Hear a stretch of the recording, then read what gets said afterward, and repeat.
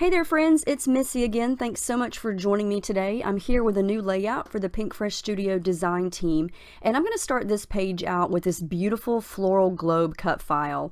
And I'm going to be scrapping a travel picture. This is me and my husband last year about to take off on a plane for Creativation. And so I'm going to use the Out and About collection, and it's one of the newer collections from Pinkfresh Studio, and it is all about travel. And so I was excited to scrap something different. I usually scrapbook about my children, and I use lots of pinks and aquas and yellows. And so this was fun because it got me out of my comfort zone, and it encouraged me to use different colors than I'm used to, and I really love how this turns out. So that cut file is a Pinkfresh Studio freebie. It's just not available yet. It's coming very soon, so keep an eye out for it.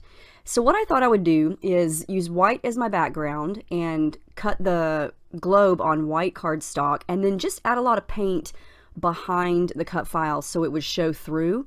And I thought, this is a globe. It would be pretty to kind of create a blue earth type of circle behind it. It's going to go with a lot of the blues and greens in this collection.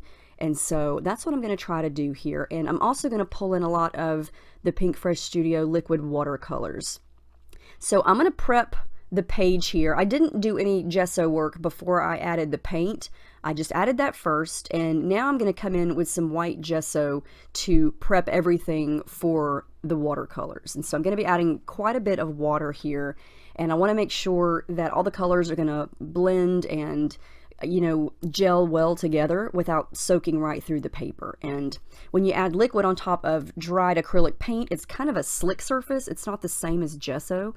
And so the gesso has some grit and some texture to it, and it helps the paint to do its thing, I guess you could say. So I just squirted a little bit of green, dark blue, and aqua into my little tray there, and I'm just kind of, you see here, dabbing it on, spritzing it with some water, letting the paper kind of twist and turn and run, using my brush to help smudge it around. I just kind of wanted some greens, some blues, and just some different shades here and there. And I know it just looks like a big messy circle at this point, but once it's all dry and all the colors are done and the cut file is on top of it, it looks really, really different, I think. And I always say that when I make mixed media backgrounds, it always looks like a hot mess when you're making it, but then when you add everything back on top of it, it transforms and it looks a lot better. So here's where I decided I may have made a mistake. I don't know what got me to wanting to add some yellow to this background, but I started to mix some of the yellow and the orange. I was trying to, I know I haven't pulled any of the collection out to see. I've got a lot of it spread out over to the left of your screen there, but there's like an orangey yellow color that is in this collection. And so I thought I would add a little bit of that color on the background. And here on the screen in my lights, it looks lime green. And the more I added it, the more lime green it looked. And I thought, well, if you look at a globe, there's lots of different shades of blues and greens. So I thought, well, I'll just work with it and go from there. And I wind up working with it a lot. I let it dry. See how different it looks when you add everything back on top of it. It doesn't look like such a hot mess anymore, right? So I'm going to keep working at it here. I do let it dry at some point and then come back over it with some more colors. I don't film the entire process of me working on this background because I tend to take way too long, and we would be here all day watching paint dry, literally. So here you can kind of see how it looks now. It looks a little more yellow, but still has a green tint to it. So I wanted to use one of the stitched frames from this collection, and this one fit perfectly. Now I'm not going to put the frame on top of my picture, but the way that wander word is stitched, it kind of comes up a little bit, and I was able to tuck the picture right inside of it, and you can see all the different rainbow colors very, very small on either side of the picture. So the picture is going to overlap this big flower here in the middle, so you're not going to really be able to see this big flower, but you're going to be able to see this flower here to the left that I'm painting, and then the leaves over on the right. So I thought, I don't want to leave that part white. I want to add pops of color. And so I went back to the watercolors and decided to paint the flower on the left, kind of that orangey red color. Again, that's a prevalent color in this collection. And then I'm going to paint the leaves sort of a bluish green here. And I didn't add any gesso to that. I just wanted to, you know, add a little bit of color. And as it dries, it's going to get lighter, and I'm going to kind of go back over it as it dries, and as the layout progresses, I'll add more layers of color to it.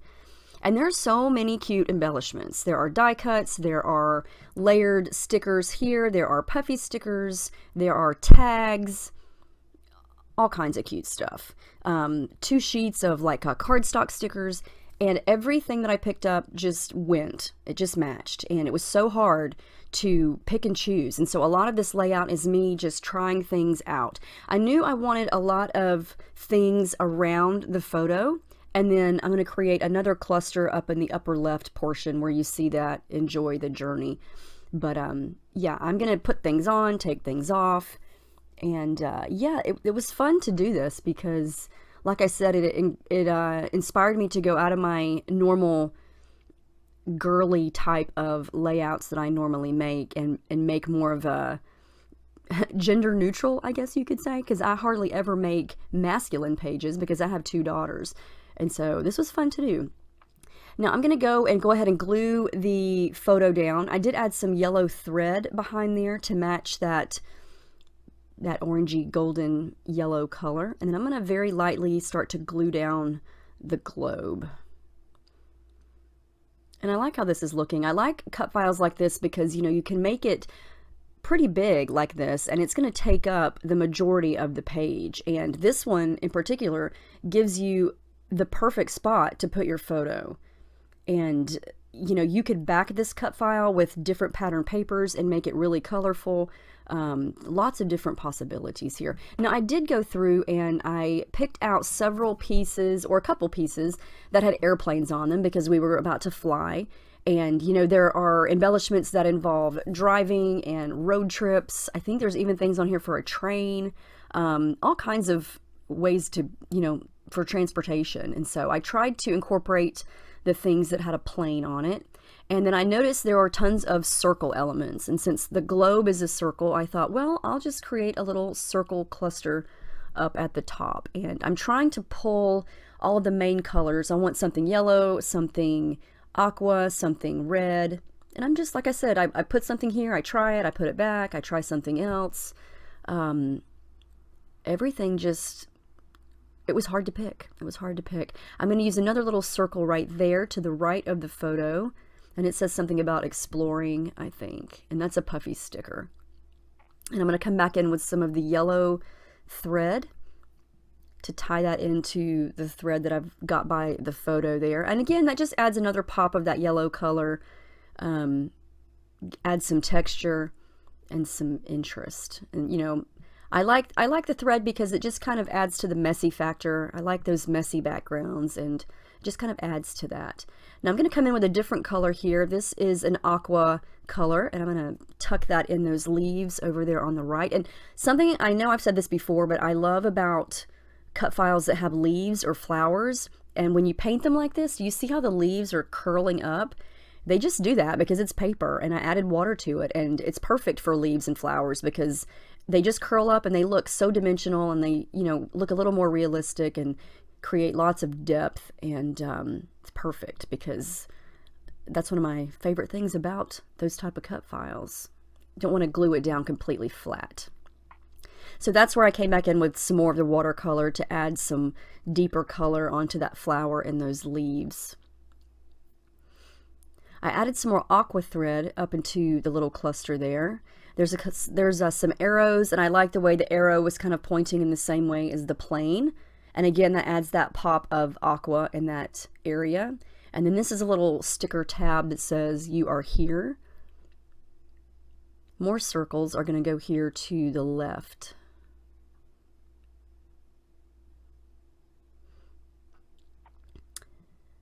And I tend to shy away from red a lot, but I love this shade of red in this collection because it's kind of an orangey red, and it just matches this collection perfectly.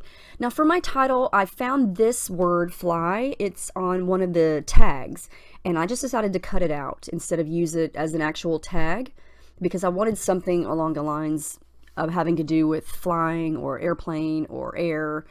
for my title. And so I found that on a tag. And so I just fussy cut that out, and fly is pretty much going to be the title. You know, sometimes titles take me forever to come up with, and sometimes you know you can just go very simple and do all of your explaining in your journaling. And sometimes the title is the most fun part. Sometimes it's just a boring old title, and that's okay, because you know, every layout's different, and the way you create it is different, the meaning of it is different. I am going to use this little puffy sticker here that says Getaway, so I guess technically it's Fly Getaway, even though that doesn't really make any sense. Maybe it's just two separate titles. It can be whatever you want it to be, but yeah, I like how that looks. And I like the fact that the fly letters are navy blue, so they really pop off of that background and stand out. So I'm going back to the puffy stickers and just continuing to add little things here. I'm going to use that little yellow puffy circle that says sightseeing on top of the red flower to give it a center. And then there's a little camera I'm going to stick there, and that's a puffy sticker. And then on this little pack of embellishments, there are epoxy stickers and there are enamel dots. And so I'm going to use pretty much almost all of the navy blue dots to add pops of that dark color here and there.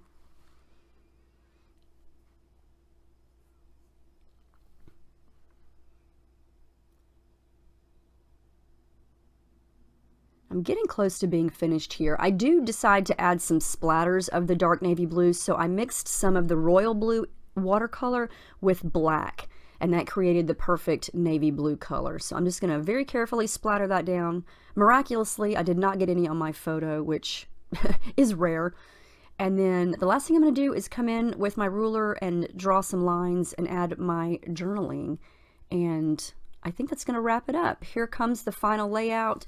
I hope you guys enjoyed this. Keep a lookout for that beautiful cut file. I think you guys will love it. And I love how this turned out. It was fun to get messy. And I love all the pops of yellows and reds. And it's just a great collection. And I have lots of travel photos that I haven't scrapped. And so this was definitely inspiring me to get those scrapped. So thank you guys so much for watching, and make sure you check out the Pinkfresh Studio blog, the Pinkfresh Studio shop, and I will see you guys next time. Thank you so much for watching.